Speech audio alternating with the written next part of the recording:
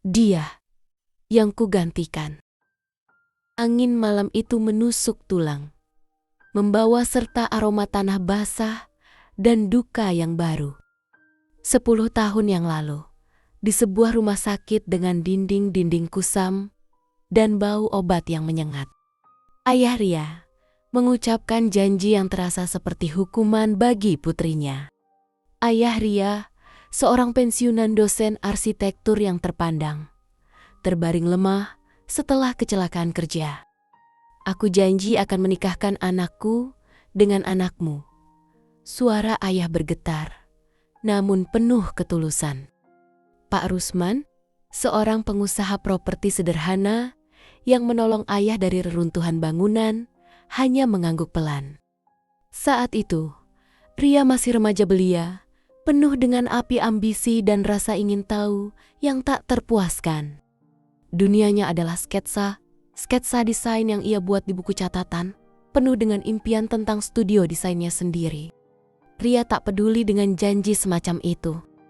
Yang ada di benaknya hanyalah Danu, seorang influencer media sosial dengan gaya hidup bebas dan petualangan yang selalu memenuhi feed Instagramnya. Ia adalah sosok ideal yang Ria impikan, cerminan dari kebebasan yang ia inginkan. Jauh berbeda dari Haris, putra Pak Rusman, yang bagi Ria hanyalah pemuda lugu dengan kemeja flanel kebesaran dan kacamata tebal yang sepertinya hanya tertarik pada buku-buku tebal tentang pertanian.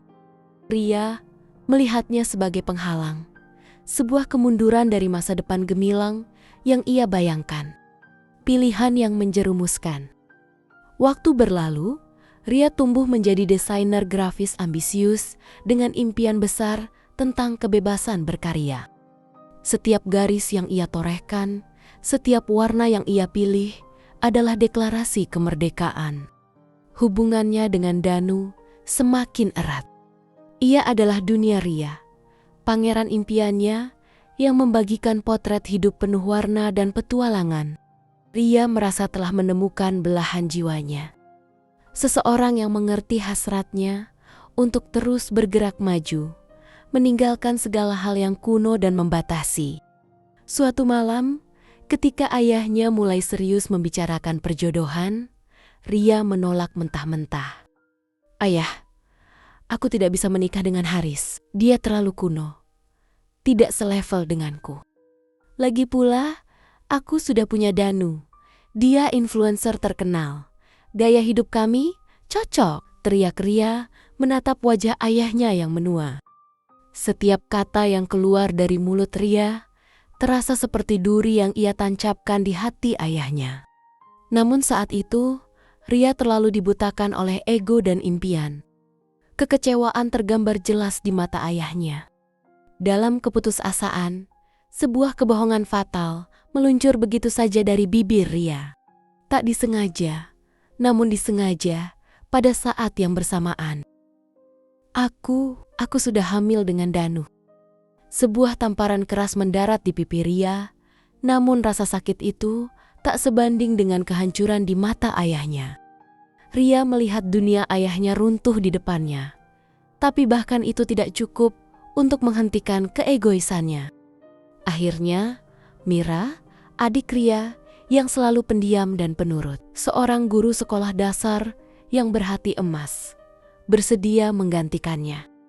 Ia menerima takdir yang Ria buang, seolah-olah ia memang ditakdirkan untuk menjadi bayangan kakaknya. Ria tahu ada luka tersembunyi di balik senyum pasrah Mira, namun ia memilih untuk mengabaikannya, memilih kebahagiaannya sendiri di atas segalanya. Ria menikah dengan Danu dalam sebuah upacara sederhana di tepi pantai, tanpa restu dan kehadiran ayahnya. Ria merasa telah memenangkan kebebasan, meraih kebahagiaan yang ia dambakan. Pernikahan itu adalah simbol kemenangan pribadi Ria, sebuah pernyataan bahwa ia bisa menentukan jalannya sendiri. Namun, ironisnya, pernikahan Mira dan Haris berlangsung dengan sangat megah di sebuah venue elegan yang dihias bak galeri seni. Ria melihatnya. gaun pengantin Mira yang memukau, dan Haris yang tampak lebih gagah dari yang Ria kira, mengenakan setelan jas mewah. Saat itulah cemburu itu mulai menggerogoti. Mengapa mereka bisa mendapatkan kemewahan itu?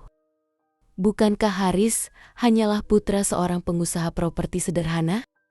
Rasa iri itu adalah benih pertama dari kegelapan yang akan menguasai diri Ria. Neraka yang terungkap. Bulan-bulan awal pernikahan adalah neraka bagi Ria. Topeng Danu perlahan luntur, memperlihatkan wajah aslinya yang brutal dan tak peduli. Ia sering menghabiskan uang untuk hura-hura, pulang larut malam dengan followers barunya, mengabaikan pekerjaan Ria, dan bahkan mulai melakukan kekerasan verbal saat live stream tanpa disadari.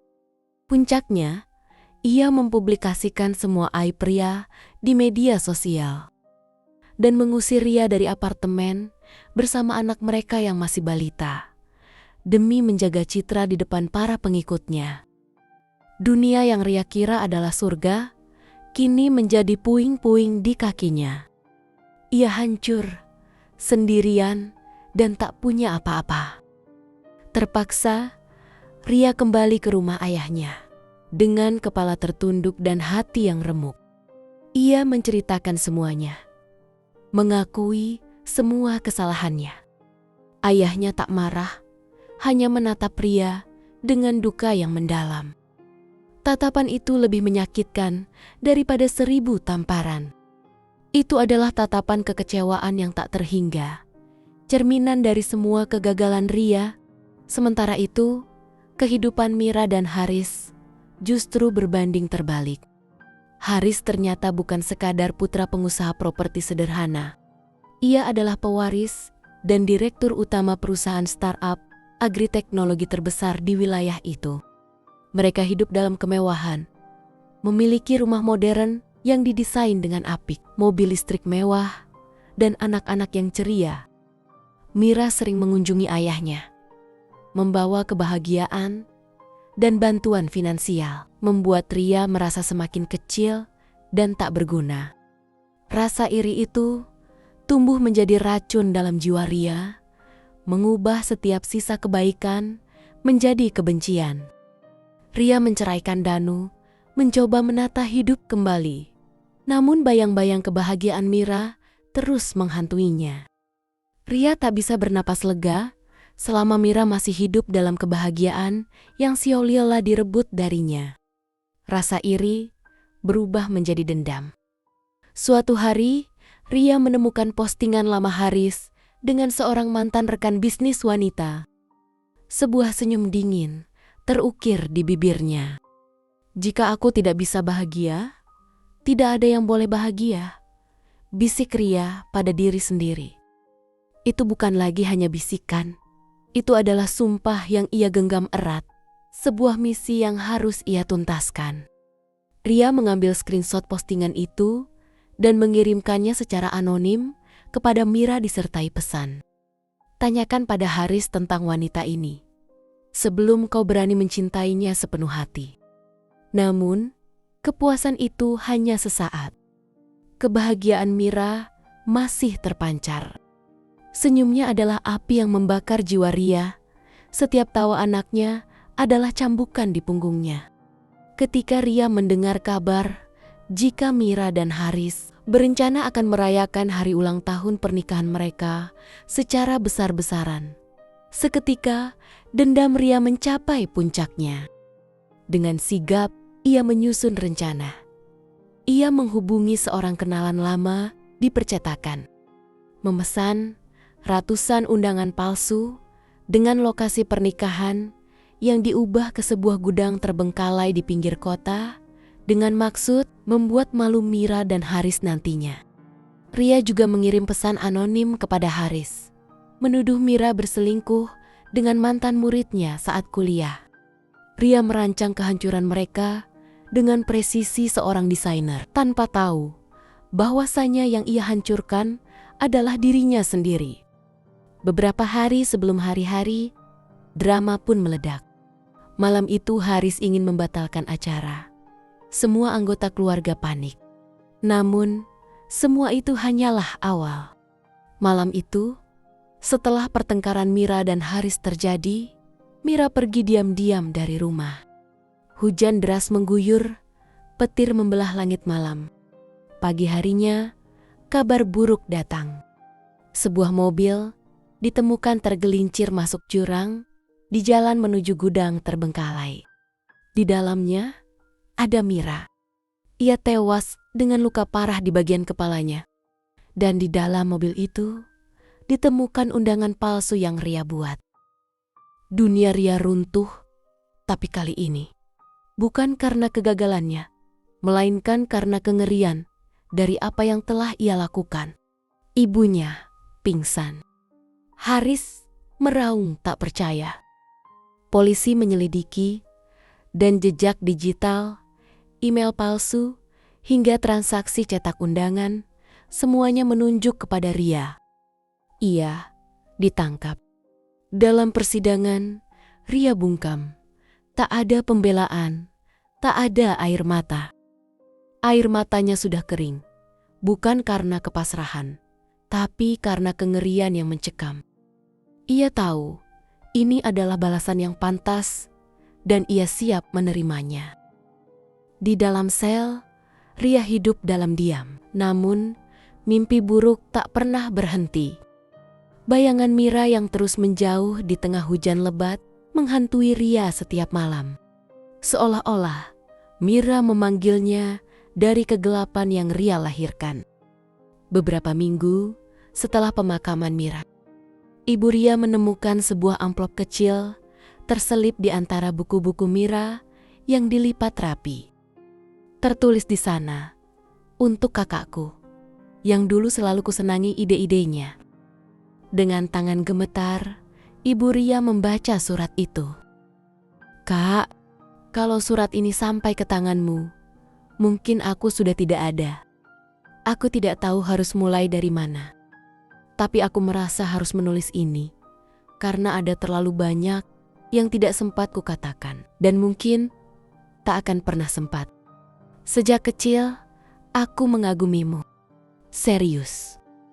Aku tahu kadang kamu cuek, kadang kamu galak. Tapi bagiku, kamu selalu berani. Kamu bisa mewujudkan impian apa saja. Aku ingin jadi seperti kamu. Bahkan saat kamu mengkritikku, aku merasa itu tanda kamu sayang. Tapi beberapa bulan terakhir, aku merasa kamu bukan lagi kakakku yang dulu. Ada tembok antara kita yang makin tinggi, makin dingin. Aku tidak tahu kapan kamu mulai membenciku. Aku tidak tahu kesalahanku di mana. Aku hanya tahu kamu seperti ingin aku hancur. Dan itu rasanya seperti ditikam dari belakang. Aku ingin marah. Tapi yang lebih kuat dari amarahku adalah rasa rinduku. Aku rindu kamu yang dulu. Yang tertawa bersamaku, yang memeluk aku saat aku takut ujian, yang memeluk ibu saat ayah jatuh sakit. Haris, mungkin kamu pikir aku merebut kebahagiaanmu. Tapi aku tidak pernah merebutnya darimu. Dia datang sebagai lelaki baik, yang tahu aku punya masa lalu yang rapuh. Dia sabar. Dia tidak sempurna, tapi dia menghargaiku. Untuk pertama kali, aku merasa pantas dicintai. Malam ini, aku mau ke tempat yang kamu tulis di undangan itu. Aku ingin tahu, apakah ini lelucon dari seseorang? Atau memang semesta ingin mempermainkanku? Tapi Kak, kalau ternyata ini jebakanmu, aku mau kamu tahu satu hal. Aku memaafkanmu. Karena aku tahu, orang yang melukai adalah orang yang paling terluka. Dan seandainya kamu pernah merasa sendirian, aku ingin kamu tahu, aku selalu ingin jadi tempatmu pulang. Kalau aku tak kembali, tolong peluk ibu untukku. Katakan padanya, anak bungsunya tidak pernah ingin pergi seperti ini. Tapi mungkin Tuhan sudah terlalu rindu. Dan kamu, jangan biarkan luka mengubahmu jadi orang yang kau benci, Mira. Setiap kata dalam surat itu adalah pisau yang menggoyak-nggoyak jiwa Ria. Ia tidak bisa membayangkan bagaimana Mira dengan segala kebaikan dan kesabarannya bisa menuliskan kalimat-kalimat itu. Pengakuan Mira tentang memaafkan Ria adalah hukuman terberat yang pernah Ria terima. Itu adalah cermin yang memantulkan kebusukan hati Ria sendiri. Setelah membaca surat itu, Ibu Ria menangis berhari-hari. Rumah yang dulu penuh suara kini sunyi seperti makam. Ia tak lagi menyebut nama Ria, bahkan tak sanggup menatap wajah Ria saat sidang. Ria menjalani hukuman dalam diam, namun malam-malam di penjara menjadi neraka sunyi yang tak bisa ia tiduri. Setiap detik di sana adalah penyesalan yang membakar. Setiap mimpi adalah penglihatan akan wajah Mira yang memudar. Dan setiap bisikan angin adalah suaranya yang memanggil. Tahun berganti, namun rumah itu tak pernah benar-benar hidup kembali. Waktu tidak menyembuhkan, ia hanya membiasakan luka itu untuk diam. Dan di setiap tanggal kematian Mira, seorang wanita tua duduk di kursi rotan depan rumah, memandangi langit sore sambil membisikkan satu nama yang tak pernah hilang dari bibirnya. Mira, pulanglah sebentar saja, Nak. Ibu rindu. Ria tahu, duka ibunya adalah hukuman yang abadi baginya. Pengingat bahwa kebahagiaan yang ia dambakan telah menghancurkan segalanya.